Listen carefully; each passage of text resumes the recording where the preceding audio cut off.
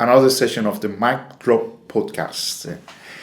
I'm Mohammed, call me Mo. I work with the people seeking asylum and refugees, and I've been involved with the Many Hands One Heart, a supporting group for the LGBT plus people seeking asylum and refugees, and I'm interviewing Yancy, is a member of the Many Hands One Heart, a relatively new member. I know she's been coming to our meetings, for the last 6 or 7 months, but she's basically relatively new.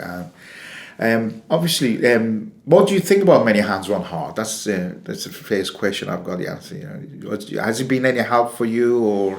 Yeah. When you come here, you just came in. Take some of your stress out, talking to your friends, meet some, always have new friends meet and talk, and some few things to do. And you meet other people. Yes. You wish that you could have those meetings on a more regular basis. Yes. Just tell us a little bit about yourself, Nancy. Just where you come from, how old are you? I'm 41. I'm from Namibia. You don't look it.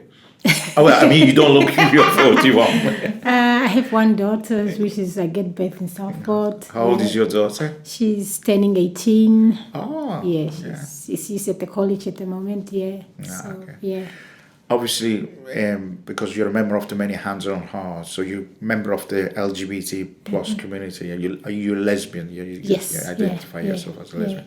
Does your daughter know about your sexuality? She because when I was back home, when we start, I started when I was school, because since I grown up, I was wearing all the time men's clothes, trainers and those stuff, and then my mom was aware something maybe going on with me, but because I was playing between girls today and tomorrow boys, and I used to play football a lot as well, and then she said in our tribe we have cousins, you can date your cousin and those stuff and then my uncle she was forcing me to go out with my cousin, and then end up rape me and get pregnant.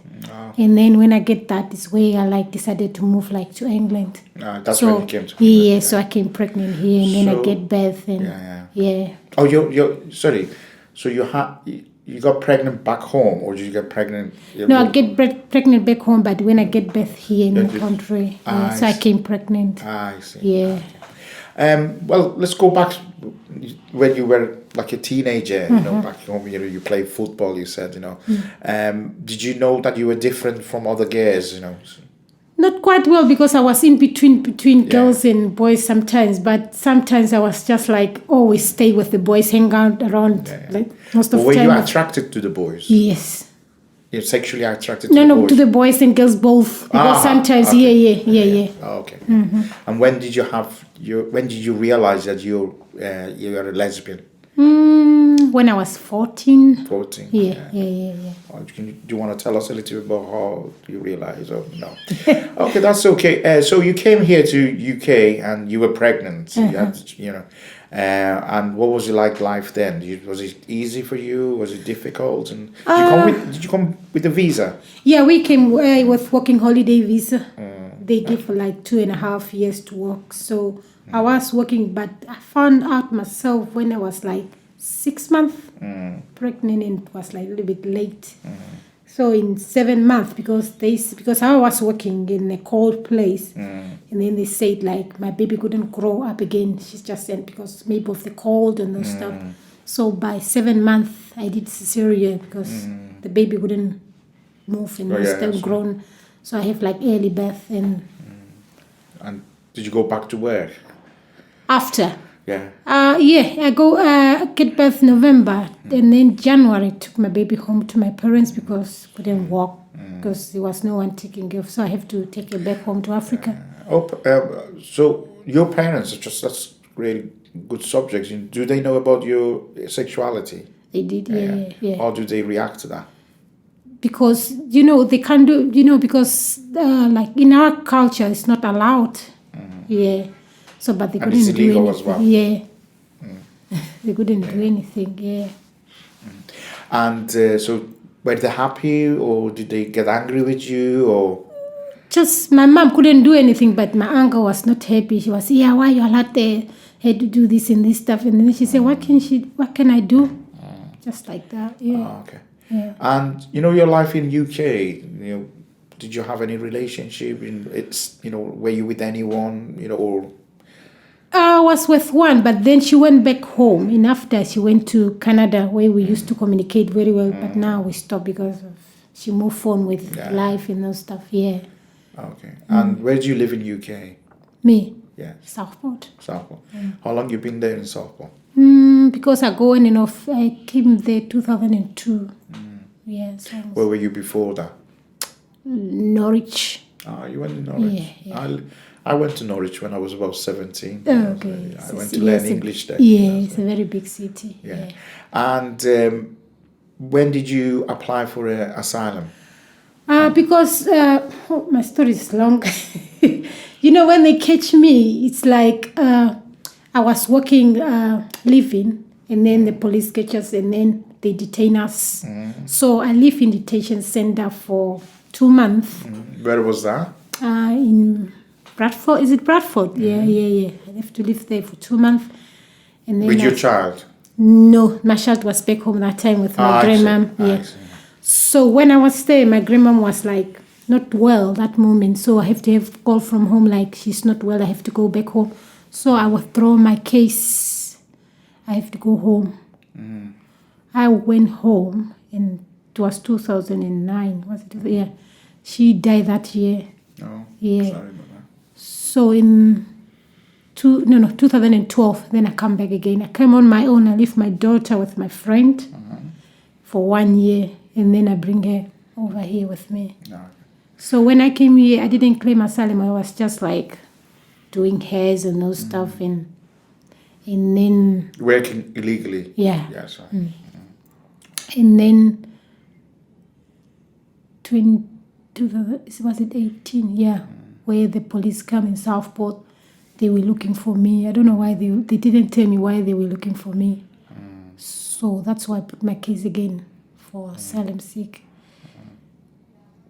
And then Let's go back to when you were in the detention center. What was it like? Were you scared? What was it like for you? It was not scared, but it was too much stress, It was a stress. Yeah. You didn't have any sort of there was no television, there's nothing. There is. Oh, there is television. There was television, there was a library room where you can go for internet, there was gym. There was a lot of stuff but church, like Sundays every afternoon to go and pray. Okay. But still stress there because can't just indoors. Yeah. What does your daughter do here? Is she studying or? Here? Yeah. Yeah, she's doing nursing, healthcare, yeah.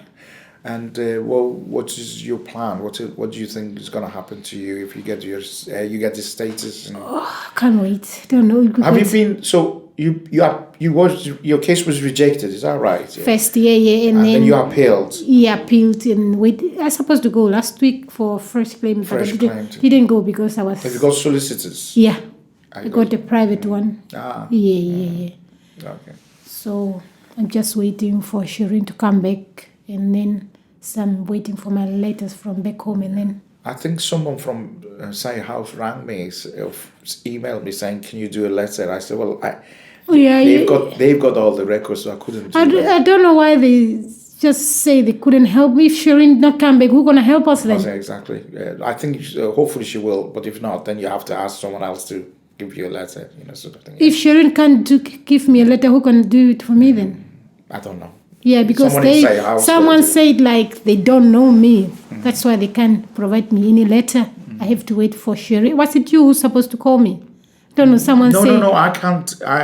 My supporting letter is totally different from what Say House writes a letter. You're a member of the Many Hands One Heart, and they basically confirm that in their opinion you're lesbian, whatever. So I cannot do that. I will just talk about how I know you in regard to the mental health and stuff like that. Sort of thing.